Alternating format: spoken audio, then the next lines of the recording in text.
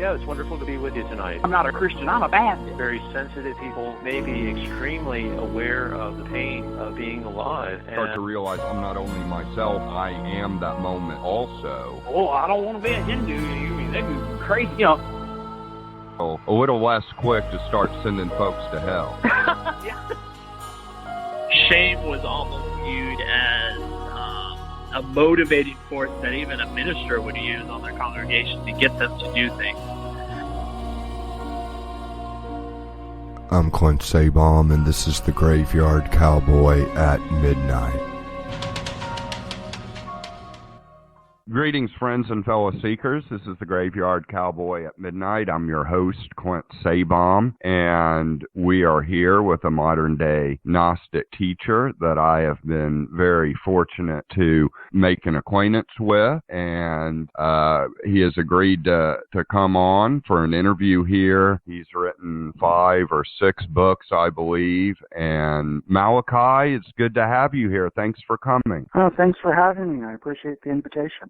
Fantastic. Well, why don't you, I mean, there's so much here as far as Gnosticism and what your own practice is and what your own spiritual group is. Why don't you give the listeners that don't know you a little bit of maybe an introduction to yourself and your work and your teachings and your book? Well, sure. Gnosticism really is a big umbrella term for a vast array of views and beliefs and practices surrounding the revelation of Christ. But Gnosticism is also something that ventures into non-Christian traditions, pagan traditions, Hermeticism, and so on. For ourselves, our focus is Christian Gnosticism. And when we're looking at Gnosticism, Gnosticism comes from an idea of salvation through gnosis in Christian faith. And what gnosis means is knowledge. It also implies understanding and wisdom. And essentially, it's an enlightenment experience. So that if any school we're talking about that is Gnostic, whether Christian or otherwise, is going to have a focus on an enlightenment experience, a Gnostic experience. And they're going to have a focus on direct spiritual and mystical experience through which we acquire knowledge, hence the gnosis. In our own case, ours is a Christian tradition, Christian Gnostic tradition, actually a Jewish Christian tradition, so that when we look at Jesus or Yeshua, we see a Jewish prophet, a Jewish mystic, and the Christ or the Messiah, the Anointed One. And while we're looking at Christ as Savior and have a certain resonance with what mainstream churches would say in terms of a Savior, more so we see Christ as a Gnostic revealer, a teacher of enlightenment. And rather than seeing Christ or Christ consciousness, God consciousness, this enlightenment isolate to Jesus or Yeshua, as it said in Aramaic, we believe that this master is an elder brother, and that we're supposed to embody the Spirit of God in full, just as we see with Him. What's distinct about our lineage, we are called Sophian Gnostics because of an honoring of the divine and sacred feminine, co-equal with the divine and sacred masculine. So we speak of God as mother as much as God as Father. We have a faith in Yeshua embodying this enlightenment, this conscious unification with the divine. But we also have faith in Magdalene, the Holy Bride, as a co-preacher and co-redeemer with Jesus or with Yeshua. And ours is a Magdalene lineage. In oral tradition and legend, we would say the lineage comes down from the Apostle of the Apostles, whom we identify as Mary Magdalene. So Mary Magdalene plays a very significant role in our lineage and teaching. Because we see Jesus or Yeshua as a Jewish spiritual teacher and a mystic, we have strong root in Jewish mysticism, Merkaba mysticism, the mysticism of the Chariot, which deals with entering into prophetic states of consciousness, as well as the Kabbalah, the inner mystical dimension of Judaic faith. Our Kabbalah, though, which is really what we teach in our school of Gnosticism, is a Christian Kabbalah or a Messianic Kabbalah, an evolution of Jewish Kabbalah forward through the teachings of Jesus or Yeshua. And for us, the entire journey is all about a direct spiritual and mystical experience. We look to a Gnostic experience that's threefold. The first aspect is an experience of higher consciousness, expanding consciousness. The second is an opening of consciousness to inner metaphysical dimensions, heavens, if you will. And the third aspect, spiritual and mystical experience of Christ and God, experience of nearness and unification with Christ and God, or an experience of Christ consciousness, God consciousness. And this is the thrust of our teachings and our lineage. And if I understand your tradition correctly, unlike some ways in which Gnosticism has been portrayed, where the God of the Old Testament and the God of the New Testament are in opposition, yours understands it more as a sequence of the evolution of revelation, and they're kind of on the same team in a sense, just at different phases. It's a real interesting idea. Just hearing the idea of evolution of revelation itself just kind of gets me thinking, but could you talk a little more about that? Well, certainly. In our view, divine revelation is ongoing, including today. In terms of a shift from the Old Testament to the New Testament, the revelation of God completely depends on an evolution of human souls, an evolution of human consciousness.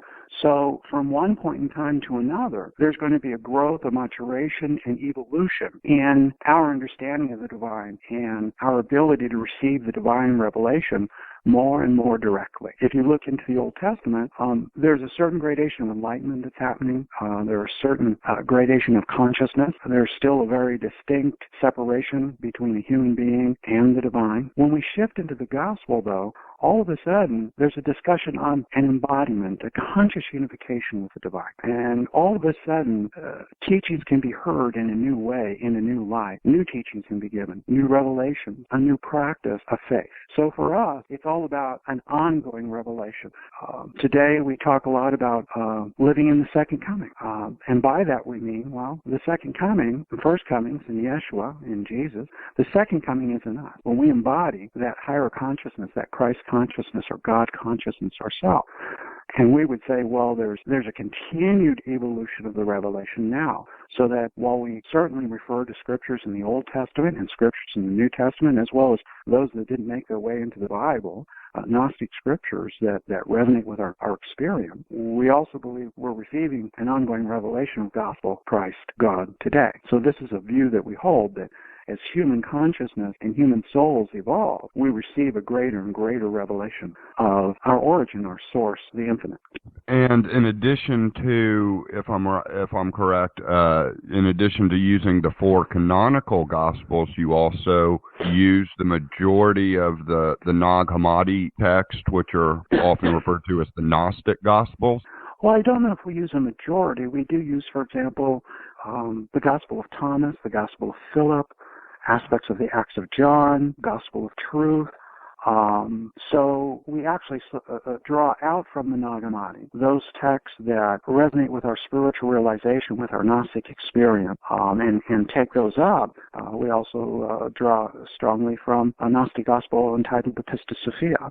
But there's also many texts in the Nag Hammadi that don't resonate with our experience, that we don't really use or reference. So yours is an experiential truth and an experiential religion, first and foremost, would you say? Yes, but I would say this. Religion comes to its climax in the mystical experience and where mysticism begins. So more than a religion, we would view ourselves as a spirituality and as an enlightenment teaching. Individuals who have taught in the tradition in the past several generations, entering into this experience of supernal consciousness, or this Christ consciousness, or God consciousness, and embodying that and sharing from their experience these teachings, these practices, facilitate our entering that same Gnostic experience. So really enlightenment teaching. Okay, so in many ways, and I know we've talked off the air, it seems as if your version of enlightenment teachings has a lot of analogies in the East with certain forms of Buddhism. We have very deep resonances with Mahayana and Vajrayana Buddhism. as well as Vedanta in Hindu tradition. So everywhere you see Eastern Enlightenment traditions, we have a huge resonance because we think in very similar ways. Our experience is very similar. In our tradition, we have a term for spiritual teachers of Tzaddik. It's from Hebrew, meaning righteous one. And the idea of Tzaddik isn't dissimilar from that of a Tibetan Lama or an Indian Guru, Vedanta Swami, someone who's entered into this realization and transmits something of the energy of that to stimulate same realization in others. Probably we would be best understood by a comparison with Eastern traditions. Just we happen to have a Western tradition of enlightenment that for us is rooted in Scripture and is rooted in the revelation of Christ. But when we think of Christ, we don't see Christ as isolated to Jesus or Yeshua, and we are seeing a cosmic Christ. So when someone says Buddha, we hear Christ. When someone says Krishna, we hear Christ.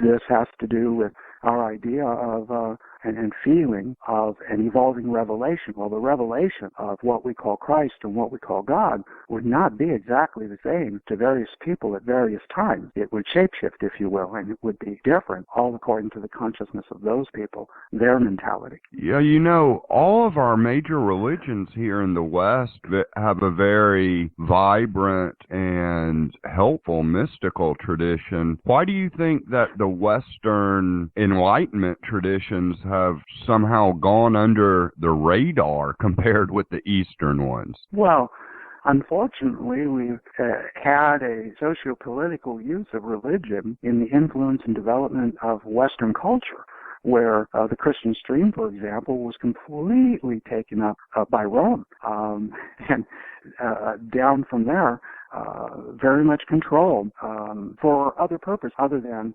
a full revelation of Christ or this enlightenment.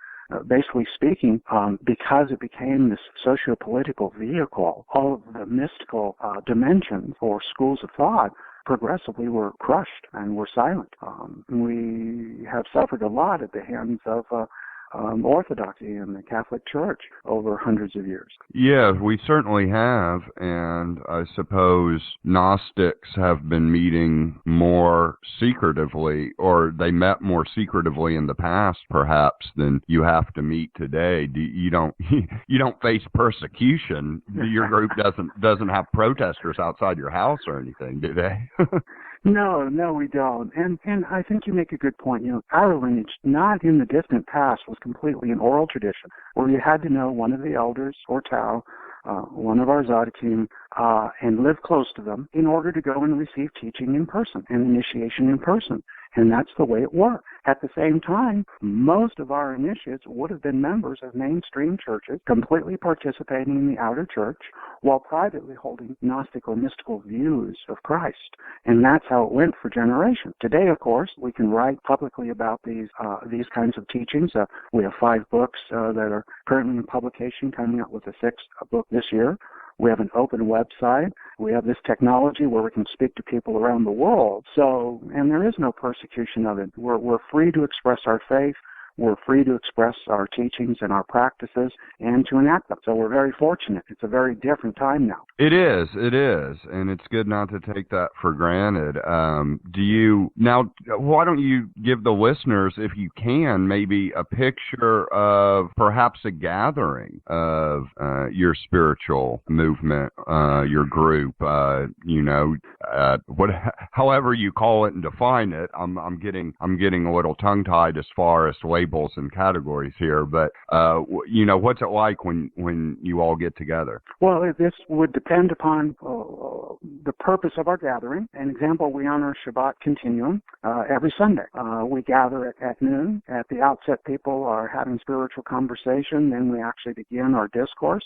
In the beginning, there is a prayer, an invocation, a meditation, and then we go into a teaching. And the teaching is discussed between myself and another elder, and then it's open to our assembly for open discussions and open question and sharing of insight.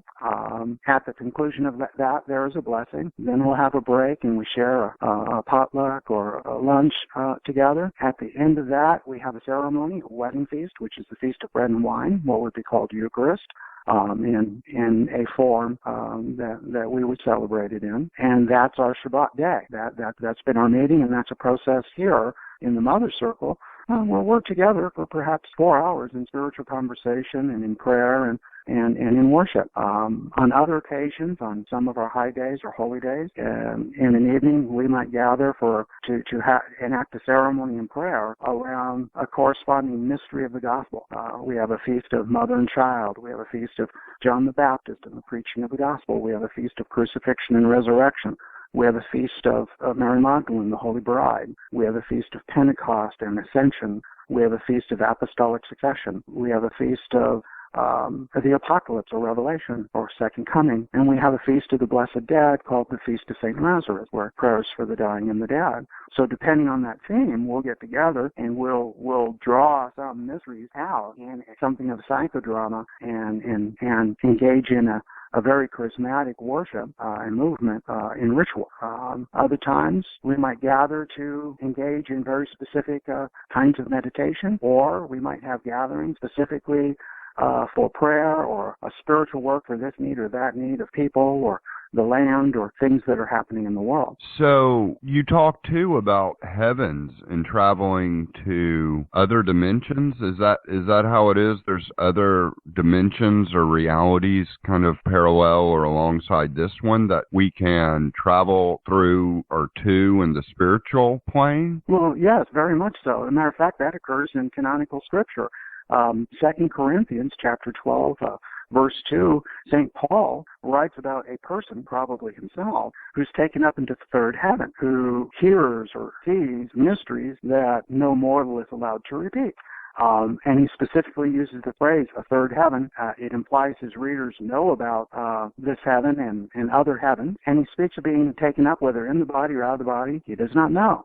This corresponds with a capacity that can be developed called Aliyat Neshama. It means mystical ascensions of soul. So that not only can we be in an experience of visitation in dream and here in a visionary way by the spirits of saints and angels, but actually it is possible to have a visitation of heaven and to encounter spirits of Tzaddikim or saints and angels in the heaven, in inner dimension. That's part of the opening of consciousness to the metaphysical reality behind the material dimension, which is to say opening to the astral dimension and worlds and realms within the astral, the spiritual dimension, worlds and realms within the spiritual, the supernal dimension, which we term the pleroma of light, which is transcendent of this matrix of creation, hence the eternal realm. So it's entirely possible to have experiences of what the afterlife is like, to have experiences in which there's direct revelation of heaven, angels, Christ, while we're in the body. That's a very common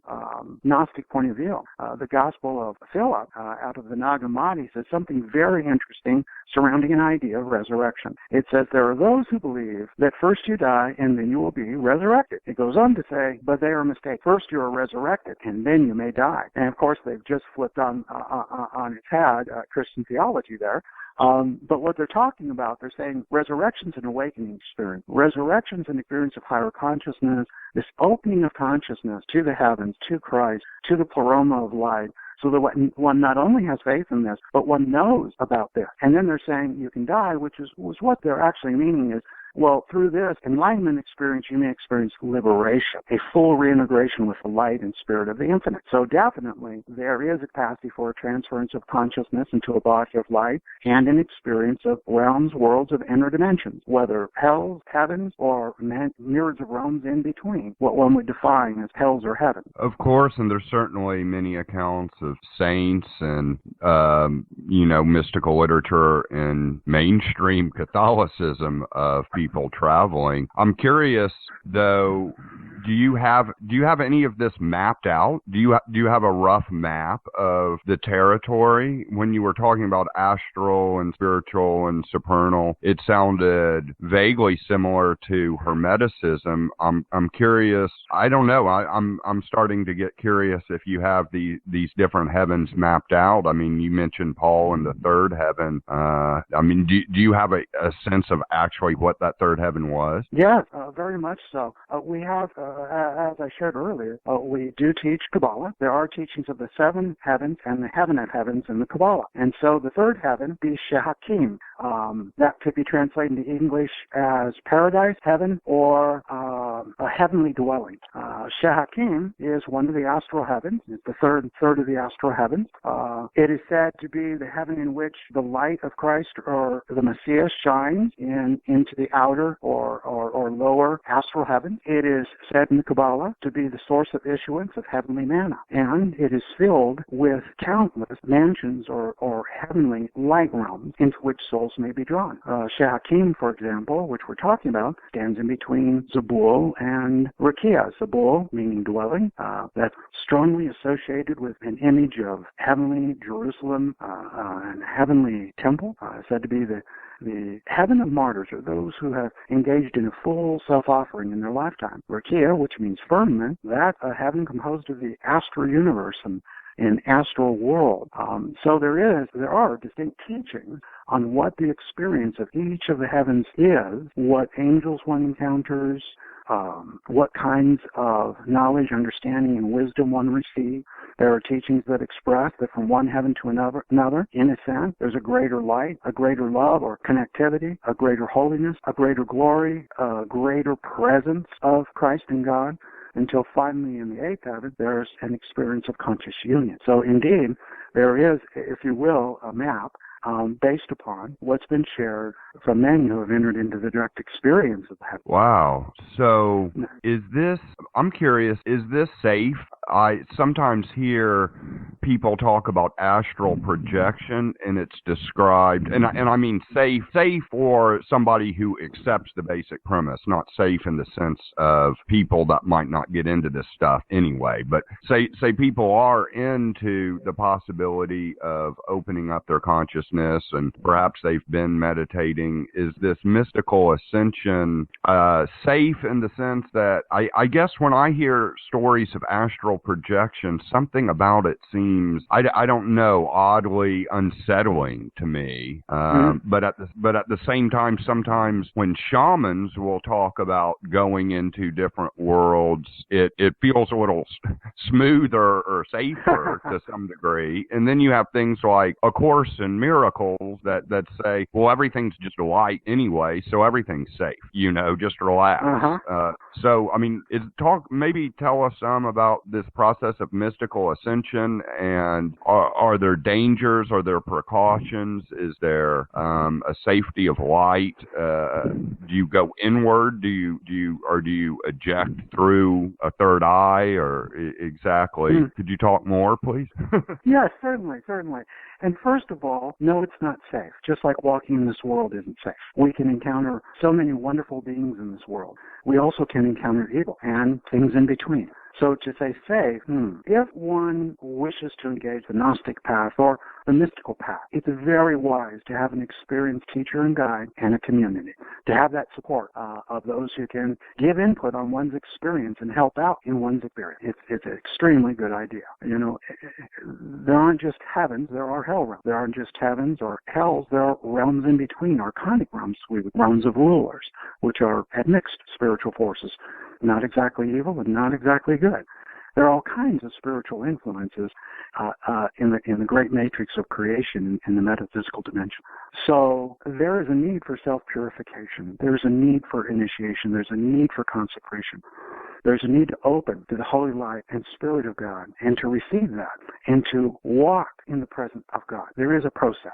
We need our spiritual education along with entering into experience. So to just engage in astral projection randomly without a cleaving to divine or enlightened being, a true opening to the light and the spirit, yes, it can be dangerous. It's very much like the awakening of serpent power, or kundalini as it's called in the East. We can hear stories in which people have this awakening. It leads to very blissful heavenly experiences, a wonderful illumination and communion with the divine. We also hear of people who have premature awakenings that have very hellish experiences that aren't pleasant at all and don't seem to be positive. But it's the awakening of the same energy. But under what condition? I have to prepare my consciousness for an event. I have to prepare my person in life to have a resonance with the light and the spirit, with the Spirit of God and with angels. When I do, well, yes, there's sanctuary. I have the help of the Spirit of God. I have the help of the spirits of Tzaddikim or saints and angels and so on.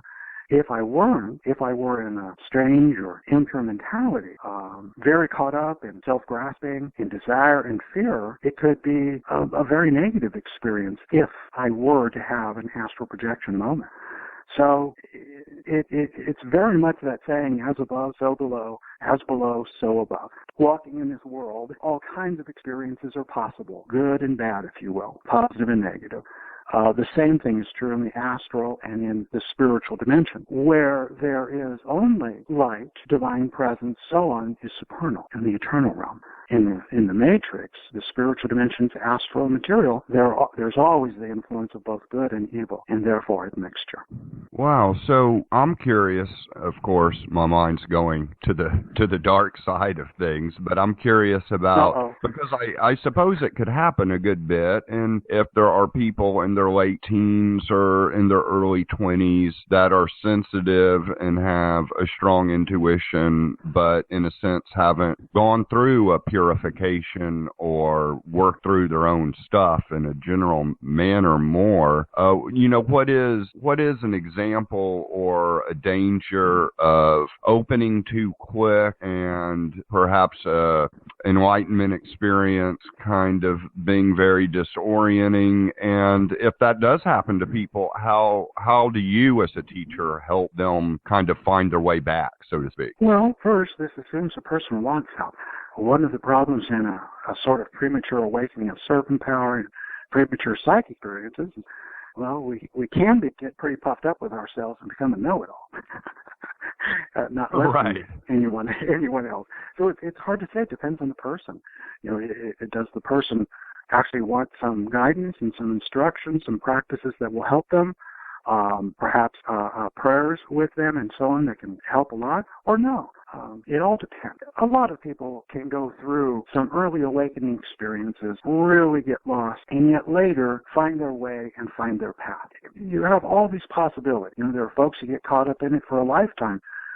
If we look into modern spirituality, New Age occultism, here and there, perhaps there are some good things, but there's a lot of strange and false teaching, really unusual, odd ideas that don't lead to enlightenment. This is a product of spiritual mystical experience without the preparation and without the spiritual education, so that it becomes interpreted through a state of ignorance rather than in an enlightenment experience.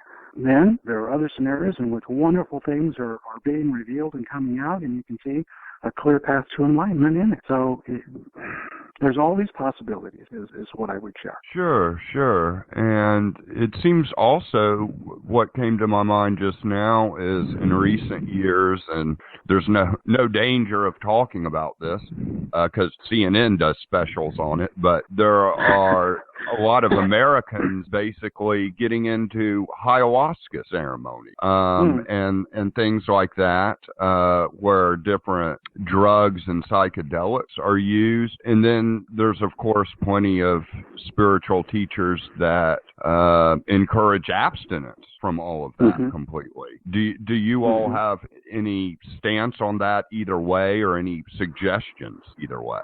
Well, first, it is entirely possible to take something like this in a sacred manner, something that's consecrated to help facilitate spiritual and mystical experience. True. The question is that the only way one can enter spiritual and mystical experience? You see, things like this, used properly, they're really meant to help for a breakthrough so that one can then advance their spiritual life and practice to enter into the very same kinds of experience without it. Unfortunately, in many scenarios, that's not what's happening, where individuals get dependent on a drug for their mysticism. We would strongly disagree with that. On the other hand, if we see a Native American shaman coming from a living wisdom tradition that, for example, is using peyote, it's done in a sacred manner, so on. That's not the only means of experience that's taught. This can be a very positive thing.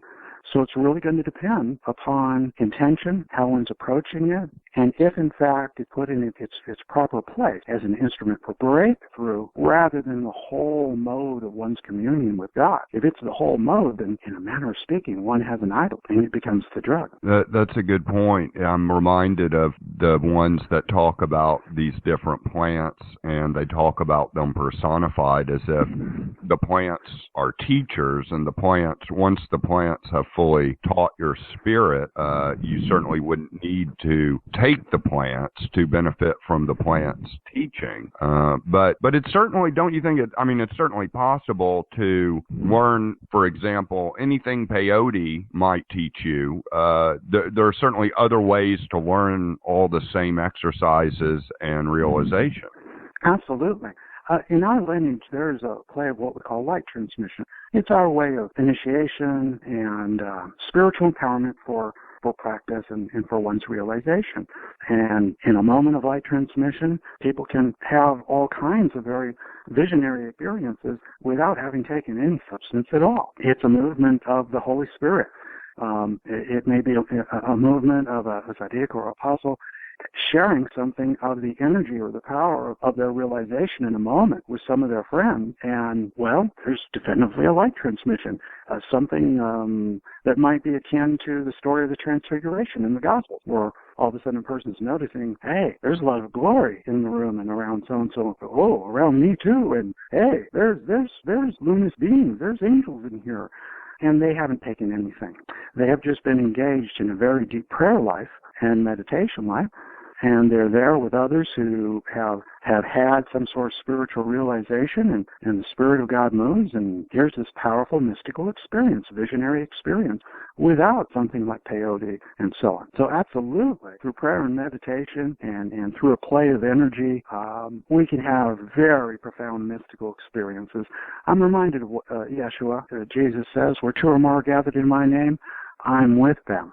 So when we gather in community, that movement of energy between us really does help us enter into direct spiritual and mystical experience, apart from anything. Absolutely. And what I've noticed myself, too, just walking into different churches or different meditation centers or different sacred sites or non-sacred sites, that places, perhaps, where this kind of work is done or some sort of prayer or spiritual work is done, often seem to contain more of that energy that you're talking about, light transmission, almost as if some places I find it so much more powerful, almost like just being in certain rooms can be a drug in itself if they're charged with enough of the spirit. Absolutely.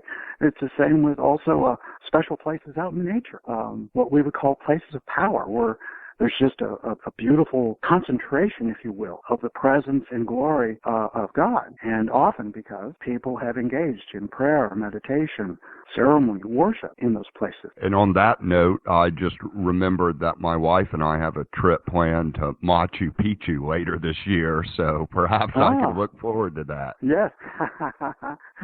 Sounds like a good journey. Yeah, absolutely. I'm certainly excited. So it's been great talking to you, and why don't you tell, before we wrap things up completely here, why don't you tell the listeners perhaps again about your website, where they can go, where they could look for your books. You have 5 books, is that correct? Yes, currently, yes. The books, of course, are published by Llewellyn worldwide. They can be found at many retailers. They can be found on Amazon. They can be bought directly from Llewellyn. There are also links on our website, www.sophian.org, all lowercase. And on our forums, one will find we have interactive forums on our main website. We have live chat room discourses. We also have links to audio of our Shabbat teachings, our Shabbat discourses, and our YouTube channel. Awesome. Well, thank you so much for being on the show and talking with me and writing with me. And I'm really happy to know you, and I wish you and your group just all the best in terms of blessings for your work ahead. Well, thank you, and thank you for having me. Okay, great. Well, let's definitely stay in touch, and perhaps you could come back in the not so distant future again. I'd be glad to. Okay, take care. You too. Some decisions can't be undone, like getting your hair cut for cheap at the beauty school. But when it comes to your wireless plan, second chances really do exist. That's because you can get up to $650 in credits per line to help you switch to AT&T when you trade in your current smartphones and buy new ones on AT&T Next. AT&T, mobilizing your world. Limited time offer. Each line requires eligible port-in, trade-in, purchase, and service. Get minimum of $10 trade-in credit plus prepaid card in the amount of device balance or early termination fee less trade-in. Fees, charges, and restrictions apply. See store for details. I like things easy peasy. So when I need a few things, I go to Walgreens. Because schlepping my way through the grocery store when all I want is milk isn't my idea of a good time. Good thing Walgreens is just around the corner, so I can pop in for essentials like milk, paper towels, and toothpaste. Easiest errand ever. Walgreens, at the corner of happy and healthy. Now with card, Bounty paper towels are $1.99 and Nice brand eggs are $1.49. Prices may vary.